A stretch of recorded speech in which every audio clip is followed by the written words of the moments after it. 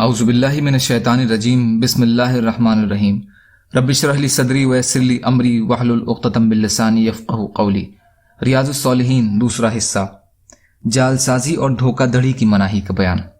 اللہ تعالیٰ نے فرمایا، اور وہ لوگ جو مومن مردوں اور مومن عورتوں کو بنا قصور کے تکلیف دیتے ہیں انہوں نے یقیناً تہمت اور کھلے گناہ کا بوجھ اٹھایا۔ سورہ احزاب آیت نمبر 58۔ حضرت ابو ہریرہ رضی اللہ تعالیٰ عنہ سے روایت ہے کہ رسول اللہ صلی اللہ علیہ وسلم نے فرمایا، جو ہم پر ہتھیار اٹھائے وہ ہم مسلمانوں میں سے نہیں، اور جو ہمیں دھوکہ اور فریب دے وہ ہم میں سے نہیں ہے۔ مسلم شریف۔ اور مسلم کی ایک اور روایت میں ہے، بے شک رسول اللہ صلی اللہ علیہ وسلم کا غلے کے ایک ڈھیر پر سے گزر ہوا تو آپ نے اس میں اپنا ہاتھ داخل کیا تو آپ کی انگلیوں نے تری محسوس کی۔ آپ نے پوچھا، اے غلے والے یہ کیا ہے؟ اس نے عرض کیا، اللہ کے رسول اسے بارش پہنچی ہے۔ آپ نے فرمایا، تو نے اس بھیگے ہوئے حصے کو غلے کے اوپر کیوں نہ رکھ دیا تاکہ لوگ اسے دیکھ لیں؟ یاد رکھ، جس نے ہم سے دھوکہ کیا تو وہ ہم میں سے نہیں ہے۔ فائدہ، ہتھیار اٹھانے سے مراد مسلمانوں کی جماعت کے خلاف بغاوت کرنا ہے، یا بنا کسی وجہ کے کسی مسلمان پر تلوار، بندوق وغیرہ اٹھانا اور اسے مار دینا، جیسے آج کل بدقسمتی سے یہ دہشت گردی عام ہے۔ جالسازی اور دھوکہ دھڑی کی الگ الگ صورتیں ہیں، جیسے سودے میں کوئی عیب ہو تو اسے ظاہر نہ کرنا، اچھے مال میں ردی اور گھٹیا مال کی ملاوٹ کر دینا، سودے میں کسی اور چیز کی ملاوٹ کر دینا تاکہ اس کا وزن زیادہ ہو جائے، اس طرح کی اور دیگر صورتیں ہیں۔ ہم میں سے نہیں کا مطلب ہے مسلمانوں کے طریقے پر نہیں ہے، اس کا یہ کردار مومنانہ نہیں ہے، غیر مومنانہ ہے۔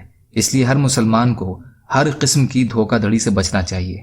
انہی راوی سے ہی روایت ہے کہ رسول کریم صلی اللہ علیہ وسلم نے فرمایا، خریداری کی نیت کے بنا بولی میں اضافہ مت کرو۔ فائدہ، یہ روایت پہلے گزر چکی ہے۔ انسان کی نیت خریدنے کی نہ ہو پھر بھی قیمت بڑھا کر بولی لگائے تو ظاہر بات ہے کہ اس سے دوسرا خریدار دھوکہ کھا جائے گا اور اسے اصل قیمت سے کہیں زیادہ قیمت پر وہ چیز خریدنی پڑے گی، یعنی یہ بھی دھوکہ دھڑی کی ایک صورت ہے۔ حضرت ابن عمر رضی اللہ عنہ فرماتے ہیں کہ نبی اکرم صلی اللہ علیہ وسلم نے دھوکہ دینے کی نیت سے قیمت بڑھانے سے منع فرمایا ہے۔ بخاری اور مسلم۔ انہی راوی سے روایت ہے کہ ایک آدمی نے رسول کریم صلی اللہ علیہ وسلم سے ذکر کیا کہ وہ خرید و فروخت میں دھوکہ کھا جاتا ہے، تو اللہ کے نبی صلی اللہ علیہ وسلم نے فرمایا، جس سے تو سودا کرے تو یہ کہہ دیا کر کہ دھوکہ نہیں ہونا چاہیے۔ بخاری اور مسلم۔